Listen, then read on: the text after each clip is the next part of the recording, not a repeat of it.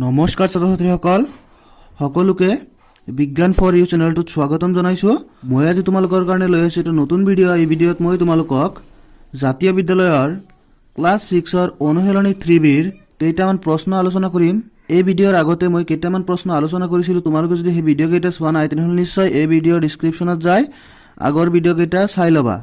এতিয়া আমি 7 নং কুৱেশ্যনটো সমাধান কৰোঁ। চোৱা 7 নং কুৱেশ্যনটোত আমাক কি দিছে। 7 নং কুৱেশ্যনটোত আমাক সুধিছে যে তিনিটা কাঠৰ টুকুৰাৰ দৈৰ্ঘ্য ক্ৰমে 48 মিটাৰ, 56 মিটাৰ আৰু 72 মিটাৰ। তিনিটা টুকুৰা কৈছে যে আমাক তিনিটা কাঠৰ টুকুৰাৰ দৈৰ্ঘ্য দিয়া আছে। এটা হৈছে 48 মিটাৰ, তাৰপিছত হৈছে 56 মিটাৰ আৰু এটা 72 মিটাৰ। কৈছে তিনিটা কাঠৰ টুকুৰাক সমান দৈৰ্ঘ্যৰ কিছুমান সৰু সৰু টুকুৰাত ভাগ কৰিব লাগে। তিনিটা টুকুৰাক কি কৰিব লাগিব? সৰু সৰু টুকুৰাত আকৌ ভাগ কৰিব লাগিব আৰু প্ৰত্যেকটোৰ দৈৰ্ঘ্য সমান হ'ব লাগিব। টুকুৰা এটাৰ সম্ভাৱ্য সৰ্বোচ্চ দৈৰ্ঘ্য কিমান বাহিৰ কৰিব লাগে। চোৱা সৰ্বোচ্চ দৈৰ্ঘ্য বাহিৰ কৰিব। তাৰমানে কি আমি আগতে যেনেকৈ আমাক আটাইতকৈ ডাঙৰ সংখ্যা বাহিৰ কৰিব দিছিল, ঠিক তেনেদৰে ইয়াতে কি সৰ্বোচ্চ মানে তাৰমানে কি ইয়াতে কি কৰিব লাগিব? আমাৰ গহাও নিৰ্ণয় কৰিব লাগিব। তোমালোকে নিশ্চয় জানা ইলেকশ্যনটোৰ নাম হৈছে কি গহাও আৰু লহাগু। গতিকে আমি এতিয়া কি যিহেতু গহাউৰ বিষয়ে আলোচনা কৰি আছোঁ, আমাৰ ইয়াতে কি কেৱল গহাউটোৱে নিৰ্ণয় কৰিব লাগিব। এতিয়া চোৱা আমাক যদি দিয়ে যে আমাক দুটা কাঠৰ টুকুৰাৰ দৈৰ্ঘ্য দিয়া আছে, এটা হৈছে 10 মিটাৰ আৰু এটা হৈছে 15 মিটাৰ। কৈছে যে এই দুটাক তুমি সমান সমান সৰু সৰু টুকুৰাত ভাগ কৰিব লাগে। চোৱা আমি এইটোক এনেই বাহিৰ কৰিব পাৰিম। চাবা 10 মিটাৰ আৰু কি 15 মিটাৰ, এইটোক আমি কি কৰিম 5 মিটাৰ দুটা কি ভাগ কৰিব পাৰিম। আৰু এইটোক কি 5 মিটাৰ কৈ তিনিটা কি সৰু সৰু টুকুৰা, এইটোক কি দুটা সৰু সৰু টুকুৰা বনাব পাৰিম আৰু এইটোক কি তিনিটা সৰু সৰু টুকুৰা বনাব পাৰিম 5 মিটাৰকৈ। এতিয়া চোৱা আমি এইটো কেনেদৰে বাহিৰ কৰিলোঁ। এইটো একেবাৰে সহজ। আমি ইয়াতে কি 10 আৰু 15 কি কৰিছোঁ লহাগু বাহিৰ কৰিছিলোঁ মনে মনে। চাবা এইটো এই দুটাক তোমালোকে নিশ্চয় জানা 5 হৰণ কৰিব পাৰি কেইবাৰ? 2 বাৰ আৰু 5 কেইবাৰ যায় 3 বাৰ। তেনেহ'লে চোৱা এই দুটাৰ গহাও কিমান 5। সেইকাৰণে আমি কি কৰিছিলোঁ এই দুটাক কি 5 মিটাৰকৈ ভাগ কৰিছিলোঁ। ঠিক তেনেদৰে আমি ইয়াতে কি কৰিম, আমাক ইয়াতে তিনিটা চোৱা দৈৰ্ঘ্য দিছে, এটা 48 মিটাৰ, এটা 56 মিটাৰ আৰু এটা কি 72 মিটাৰ। আমি এইকেইটা কি কৰিম গহাও নিৰ্ণয় কৰিম। একেবাৰে সহজ। প্ৰথমতে আমাক দিয়া আছে কি যে তিনিটা কাঠৰ টুকুৰাৰ দৈৰ্ঘ্য, তিনিটা কাঠৰ টুকুৰাৰ দৈৰ্ঘ্য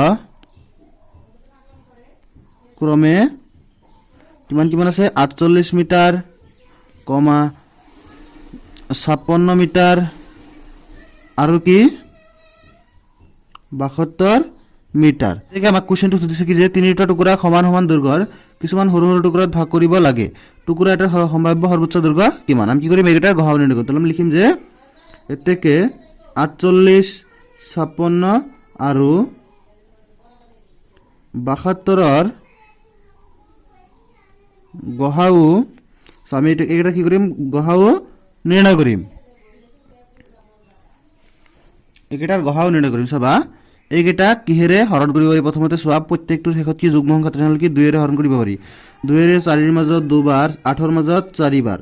আকৌ ইয়াতে চোৱা 5ৰ মাজত 2 বাৰ থাকিল কি 1, তেনেহ'লে 16ৰ মাজত 8 বাৰ।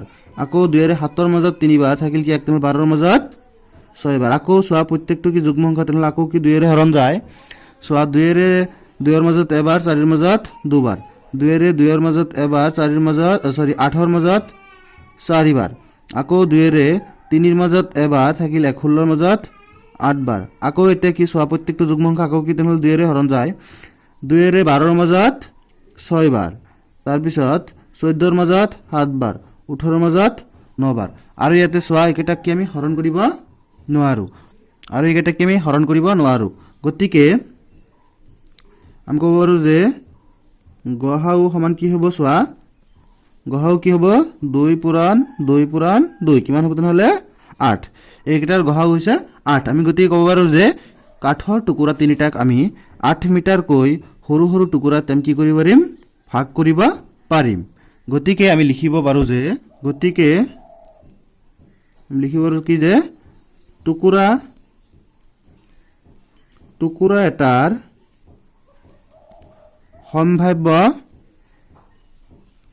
সম্ভাৱ্য সৰ্বোচ্চ দৈৰ্ঘ্য 8 মিটাৰ। সম্ভাৱ্য সৰ্বোচ্চ দৈৰ্ঘ্য কিমান? 8 মিটাৰ। চোৱা আমাৰ যেটো 48 মিটাৰৰ যেটো টুকুৰা আছিল হেতুক যে আমি 8 মিটাৰকৈ ভাগ কৰ কেইটা ভাগ হ'ব 6টা ভাগ হ'ব 56 মিটাৰটো কেইটা 7টা ভাগ হ'ব আৰু 72 মিটাৰটো কেইটা ভাগ হ'ব 9টা ভাগ হ'ব গতিকে তোমালোকে নিশ্চয় 7 নং কোৱেশ্চনটো বহুত ভালদৰে বুজি পাইছা ছাত্ৰ ছাত্ৰীসকল তোমালোকে যদি ভিডিঅটো চাই আছা নিশ্চয় সম্পূৰ্ণ ভিডিঅটো চাবা আধাখিনি চাই ইয়াৰ পৰা গুছি নাযাবা যদি আধাখিনি চাই তোমালোকে ইয়াৰ পৰা গুছি যোৱা তেনেহলে কি গণিতবিলাক ভালদৰে বুজি নোপোৱা সেইকাৰণে সম্পূৰ্ণ ভিডিঅটো ভালদৰে চাবা এতিয়া আমি ইয়াৰ পৰৱৰ্তী কোৱেশ্চনটো সমাধান কৰো ছাত্ৰ ছাত্ৰীসকল এতিয়া আমি 8 নং কোৱেশ্চনটো সমাধান কৰিম চোৱা 8 নং কোৱেশ্চনটো আমাক কি দিছে 8 নং কোৱেশ্চনটো আমাক সুধিছে যে এটা কোঠাৰ দৈৰ্ঘ্য 16 মিটাৰ কৈছে যে এটা কোঠা ধৰা হল এইটো এটা কোঠা এইটোৰ দৈৰ্ঘ্য কৈছে দিক কৈছে কিমান 16 মিটাৰ 50 সেন্টিমিটাৰ তেনেহলে কি এদিকে 16 মিটাৰ 50 কি কৈছে সেন্টিমিটাৰ আৰু প্ৰস্থ কৈছে কিমান 10 মিটাৰ 50 সেন্টিমিটাৰ কৈছে যে কোঠাটোৰ মজিয়াখনত মানে যিখিনি ভিতৰত যিখিনি ঠাই আছে এই মজিয়াখনত সমান আকাৰৰ বৰ্গাকাৰ টাইলছ লগাব লাগে সমান আকাৰৰ কি বৰ্গাকাৰ এটাৰ ভিতৰত কি এনেকুৱা টাইলছ লগাব লাগে প্ৰত্যেকটোৰ আকাৰ কি হ'ব লাগিব সমান হ'ব লাগিব এনেকুৱা বৰ্গাকাৰ টাইলছ লগাব লাগে সম্ভাব্য সৰ্বনিম্ন টাইলছৰ সংখ্যা নিৰ্ণয় কৰা আমাক কৈছে যে সম্ভাব্য সৰ্বনিম্ন মানে এটোৰ ভিতৰত সৰ্বনিম্ন কিমানটা টাইলছ আমি লগাব পাৰিম চোৱা এটোৰ ভিতৰত আটাইতকৈ কম সংখ্যক কিমানটা টাইলছ লগাব পাৰে আমাৰ হেতু ভাগ কৰিব লাগে চোৱা কম সংখ্যক যদি তুমি ধৰা এইটো শ্ৰেণী কোঠাৰ ভিতৰত তুমি আটাইতকৈ কম টাইলছ লগাব বিচাৰা তেনেহলে কি তুমি টাইলছবিলাক কি কৰিবা ডাঙৰ টাইলছ লগাবা তেতিয়া সেই কম সংখ্যক কি টাইলছ ভিতৰত কি লগাব পাৰিবা নিশ্চয় তোমালোকে বুজি পাইছা গতিকে যদি আমি আটাইতকৈ ডাঙৰ যদি টাইলছ ইয়াতে লগাও তেল কি বাহিৰ কৰিবা মতে আমাৰ যিখিনি দিক আৰু প্ৰস্থ সেইখিনি কি কৰিবা তুমি গহাও বাহিৰ কৰি লবা চোৱা প্ৰথমতে আমাক দিয়া আছে কি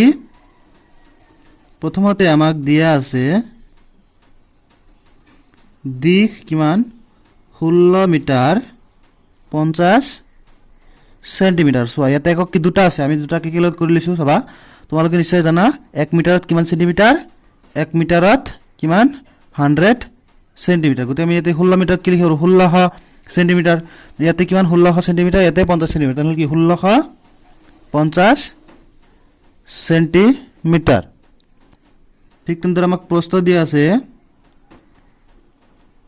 10 মিটাৰ 50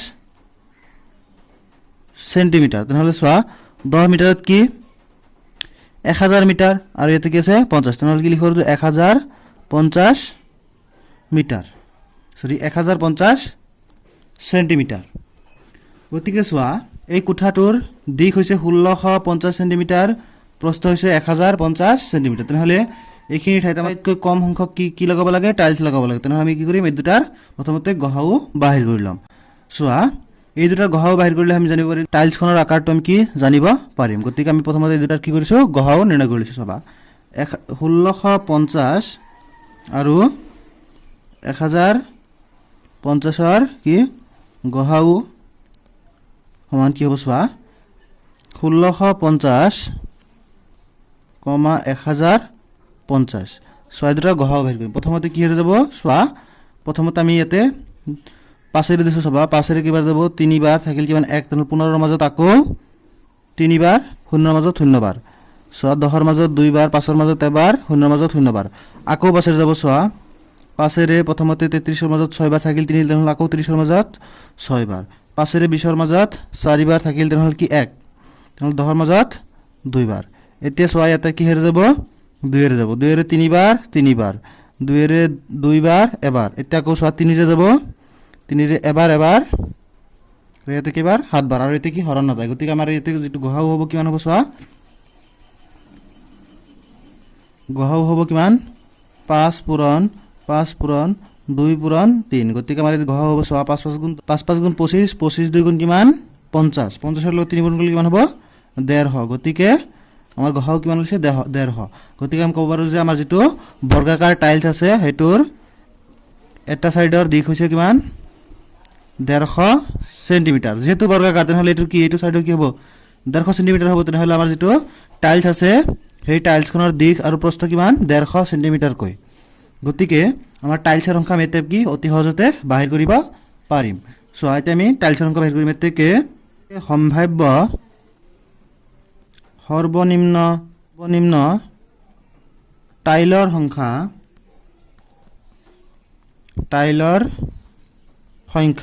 চোৱা টাইলৰ সংখ্যা আমি কেনেদৰে বাহিৰ কৰিম। আমাৰ যিটো কোঠা আছে সেই কোঠাটোৰ কি বাহিৰ কৰিম, কালি বাহিৰ কৰিম। কোঠাটোৰ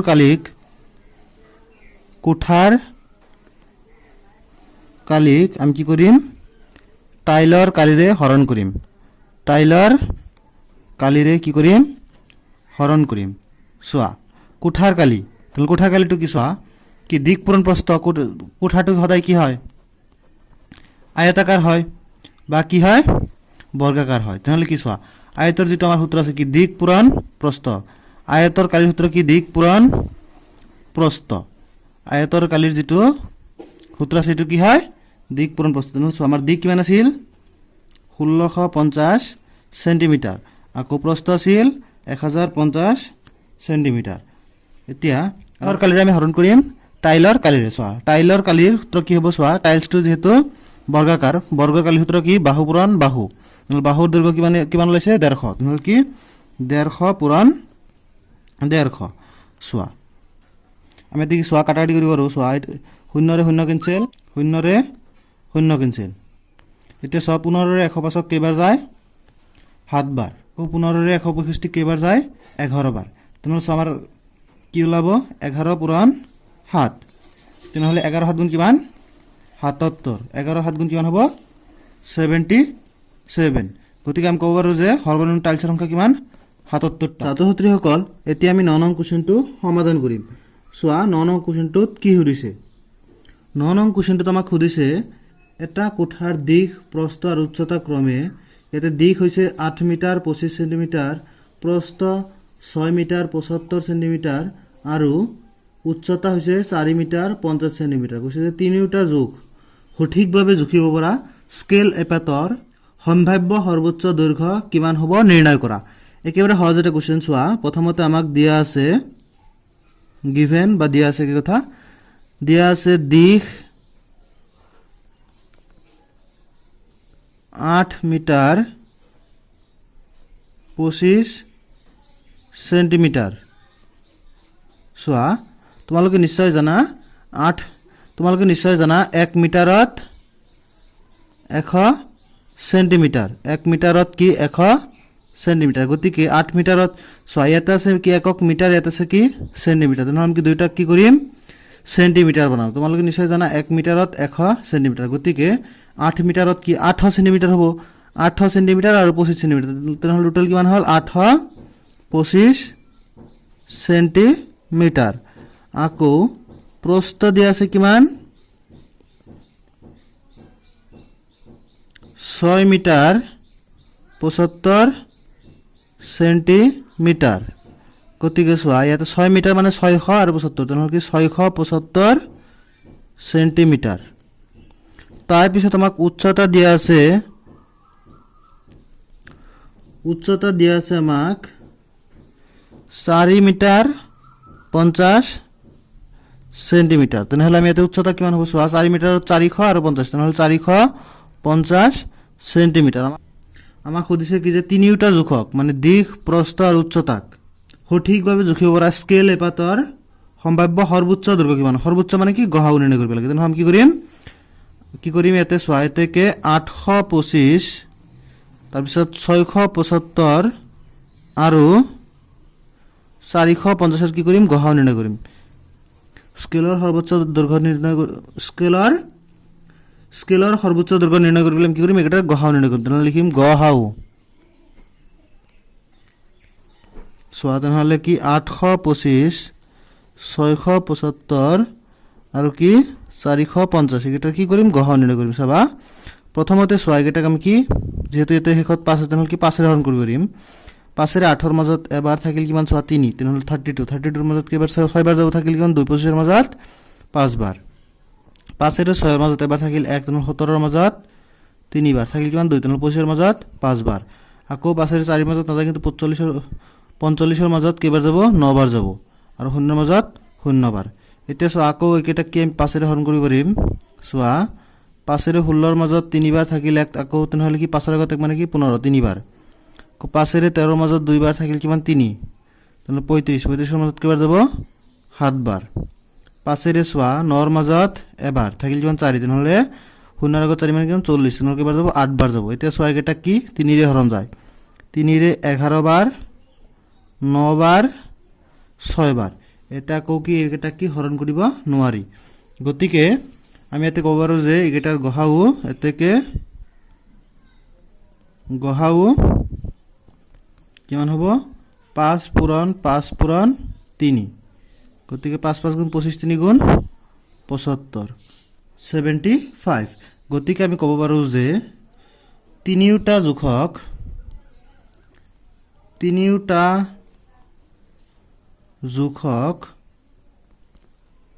সঠিকভাৱে জুখিব পৰা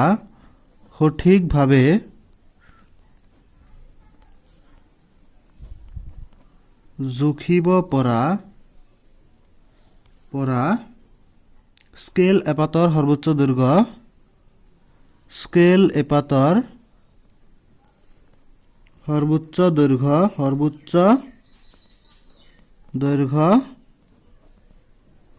সৰ্বোচ্চ দৈৰ্ঘ্য হ'ব কিমান 75 সেন্টিমিটাৰ সো আমি যে 75 মিটাৰ স্কেল এপাতেৰে যদি আমি 825 সেন্টিমিটাৰক জুখো 11 বাৰ হ'ব 675ক জুখিলে 9 বাৰ 450ক জুখিলে 6 বাৰ গতিকে কেম 75 সেন্টিমিটাৰ স্কেলৰে কি আমি এই গুটেকেটা কেম জুখিব পাৰো গতিকে তোমালোকে নিশ্চয় এই কোৱেশ্চনটো সম্পূৰ্ণৰূপে বুজি পাইছা যদি বুজি পাইছা তেনে নিশ্চয় এই ভিডিঅটো এটা লাইক কৰিবা কমেন্ট কৰিবা আৰু তোমালোকৰ লগৰীয়া বন্ধু-বান্ধৱীসকলৰ লগত এই ভিডিঅটো শেয়াৰ কৰিবা আৰু যদি তুমি এই চেনেলটো প্ৰথম আহিছা তেনে নিশ্চয় এই চেনেলটো সাবস্ক্ৰাইব কৰিবা আৰু কাষত থকা ঘণ্টাৰ বটনটো দবাই দিবা যাতে পৰৱৰ্তী ভিডিঅ'ৰ নটিফিকেশন তুমি সোনকালে পাব পাৰা